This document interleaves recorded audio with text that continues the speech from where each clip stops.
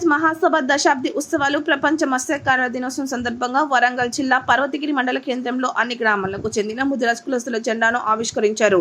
ఈ సందర్భంగా ముదిరాజ్ రాష్ట్ర మహాసభ ప్రధాన కార్యదర్శి పల్లెబోయిన అశోక్ మాట్లాడుతూ ముదిరాజులకు ఇచ్చిన అభయహస్తం హామీలు అమలు చేయాలి. మొదటి అంశమైన బీసీ రిజర్వేషన్ అంశానికి చర్యలు చేపట్టి కులగణన సంపూర్ణ చేసి పూర్తి బీసీ రిజర్వేషన్ల కూడా బీసీల జనాభా ప్రతీకగా పెంచాలి. పెరిగిన రిజర్వేషన్లో ముదిరాజులకు మా జనాభాకు తగ్గట్టు మా వాటా ఇవ్వాల్సిందేనని డిమాండ్ చేశారు. మన రాష్ట్ర స్థాయి నాయకుల ఆధ్వర్యంలో వారి పర్యవేక్షణ యొక్క జెండావిష్కరణ కార్యక్రమం అత్యంత వైభవంగా మండల స్థాయి ముదిరాజ్ సంఘాల అధ్యక్షులు కార్యదర్శుల ఆధ్వర్యంలో నిర్వహించడం జరుగుతుంది. కొండ వెంకన్న గారు కొంచెం సైడ్ ఉండాలి, ప్లీజ్ సైడ్ ఉండాలి. ఫోటోస్ వాళ్ళకి ఇబ్బంది అవుతుంది విలేకరులకు.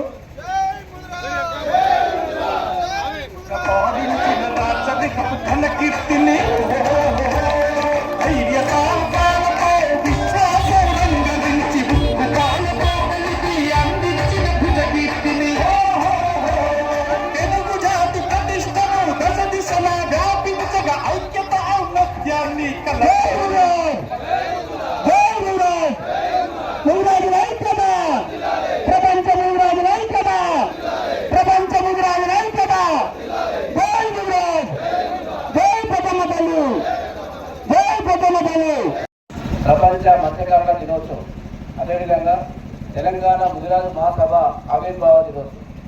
తెలంగాణ ముదిరాజు మహాసభ ప్రపంచ మత్స్యకారుల దినోత్సవం నుంచి నవంబర్ 21 నాడే 2014లో ఆవిర్భవించింది.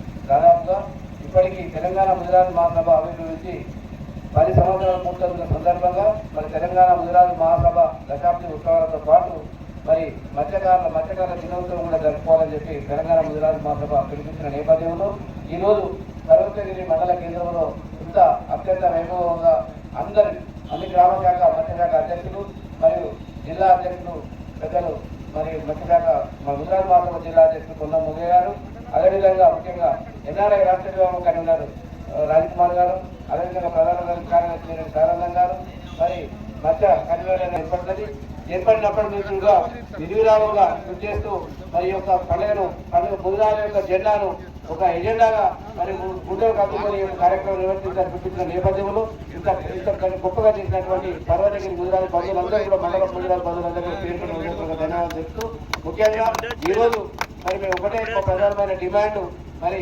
ముదిరాజులను బీసీ డి నుంచి బీసీఏ కలిపే కార్యక్రమం.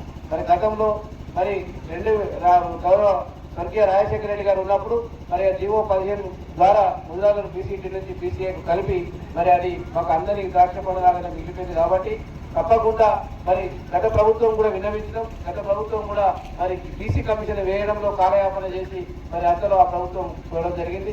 మరి ఇప్పుడు వచ్చినటువంటి రేవంత్ రెడ్డి గారి ప్రభుత్వం, గౌరవ ముఖ్యమంత్రి గారు మరి వారు పలు బహిరంగ సభ లోపల మరి ముదిరాజులను ఖచ్చితంగా బీసీటీ నుంచి బీసీఏ చేస్తారని చెప్పి వారు బహిరంగంగా చెప్పడం జరిగింది. అంతేకాదు మరి వారి పాదయాత్రలో కూడా మరి వారు పలు సందర్భాల్లో పాదయాత్ర చేసినప్పుడు మరి ప్రభుత్వం రాకముందు వారు పాదయాత్ర చేసినప్పుడు కూడా మరి వాళ్ళకి అడిగాడు మా ముదిరాజు మా సమస్యల పట్ల విన్నవించడం జరిగింది.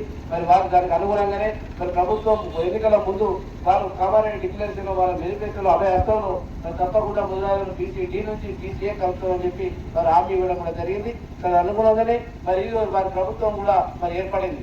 వారి ప్రభుత్వానికి ప్రత్యక్షంగా మరి వారు పనిచేస్తే పరోక్షంగా ఎంతో మంది ముదిరాజుల ప్రభుత్వం రావడంలో కీలక పాత్ర పోషించారు. ఎందుకంటే గత ప్రభుత్వం మాకు ఒక ఎమ్మెల్యే సీట్ ఇవ్వనందున ఆ ప్రభుత్వం మమ్మల్ని విస్మరించిందనే ఉద్దేశంతో మరి రాష్ట్ర వ్యాప్తంగా కూడా ముదిరాజులు పరోక్షంగా ఎంతో మంది ప్రభుత్వ ఏర్పాట్లో కీలక పాత్ర పోషించారు. ఓట్లు వేయడం కాదు, ఓట్లు వేసే వాళ్ళు ఎంతో మంది ముదిరాజులు ఈ ప్రభుత్వం పాల్గొనడం కీలక పాత్ర పోషించారు. మరి మాకు రాజకీయంగా తక్కువ మంది ఉండడం వల్ల మేము చేసిన కీర్తి మేము పడ్డ కష్టం బయటికి రాకుండా ఉన్నది. మాకు మా జనాభా ప్రతిపాదికన మాకు రావాల్సిన పాట ఏ రాజకీయ పార్టీ కూడా ఇప్పటి వరకు మాకు ఇవ్వలేదు. కాబట్టి తప్పకుండా రానున్న రోజుల్లో ముదిరాజుల యొక్క ఎజెండాగా పనిచేస్తాం.